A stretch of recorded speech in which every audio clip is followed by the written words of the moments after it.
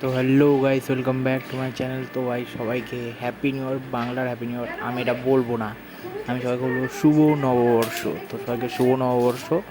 তো আজকের দিনে যারা নন বেঙ্গলি তারা জানে না, বেঙ্গলিরা জানে যে এই দিনকারে ভাই মানে যারা ব্যবসায়ী আছে, বাঙালি ব্যবসায়ী যারা আছে, যারা পুজো দেয়, পুজো দেয়, মিষ্টি মিষ্টি দেওয়া হয়, ইয়ে হয়। তো এটা একটা ফেস্টিভ্যাল আমাদের বলতে গেলে। তো যাই হোক, তো এদিনকার মন্দিরে খুব লাইন পড়ে, বাঙালি তোমার মন্দিরে যায়। তো মন্দিরে দেখতে পাচ্ছ লাইন, মানে পুজো দিতে গেছিলাম। তো দেখতেই পাচ্ছ মানে পুজো দিয়ে এসেছি ঠাকুরকে, মানে লক্ষ্মী গণেশকে পুজো দিয়ে এটা দোকানে বসাতে হবে। তো এবার এটা দোকানে নিয়ে যাবো। তো বাঙালি অরেঞ্জটাই বেশি দেখে, তো নন বেঙ্গলিদের বলছি। যাই হোক, তো মানে আজকে প্রচুর গরম, মানে যত সম্ভব প্রতি বছরই মানে এই সময় এই দিন গরম থাকে।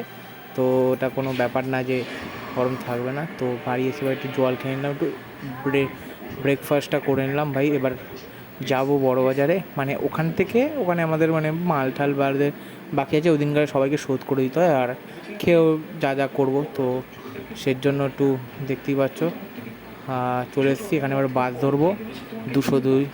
তো তারপরে আমি আর বাবা যাচ্ছি। তো তাই জন্য ওকে দাঁড়িয়ে আছে এখানে, দেখতেই পাচ্ছ।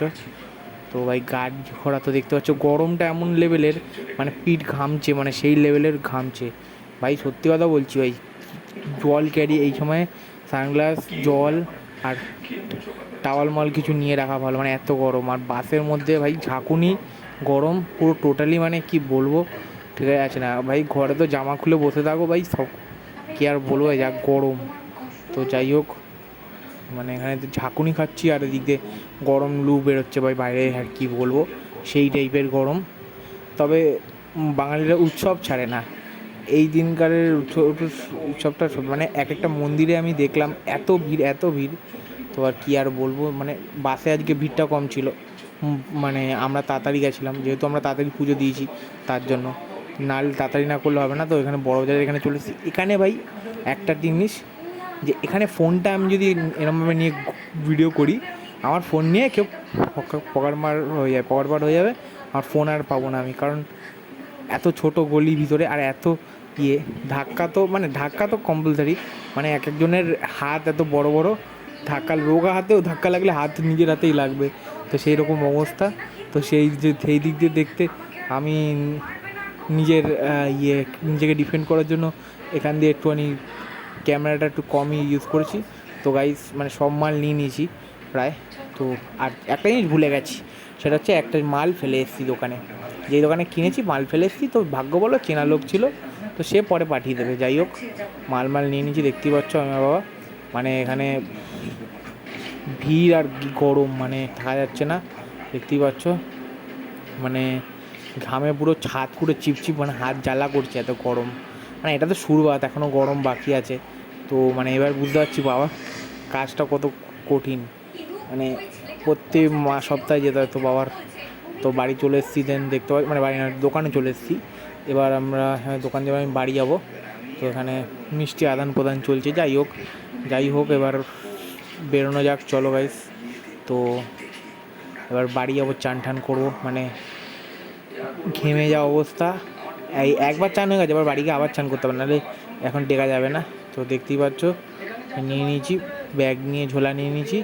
এবার যাব ঝোলা নিয়ে এবার বাড়ি, নাহলে তো হবে না। তো মানে যেরকম ঘেমেছি, যদি চান না করি টিকতে পারবো না, সেই রকম গরম। তো চলো যাওয়া যাক।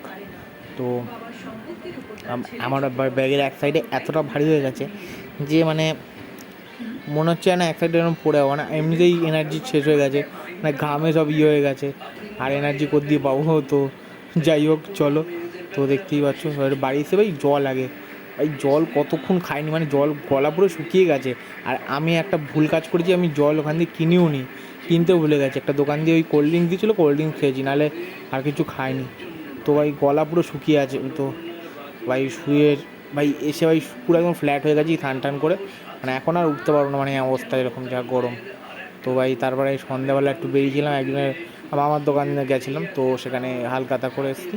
তো সেখান দিয়ে একটা পেয়েছি মিষ্টির প্যাকেট, তো সেটা নেবো। তো চলো গাইস, আয়োজন এইটুকানি, মানে আজকে আর এনার্জি নেই, তো আর চালাতে পারবো না। এই মাঝখানে এক্ষুনি অ্যাক্সিডেন্ট হতে হতে বাঁচলাম। দুটো গাড়ি মানে এমনভাবে চালাচ্ছে, মানে কি বলবো, এই মানে কাপেল থাকলে যা হয় আর কি বলবো। চলো গাইস, টাটা।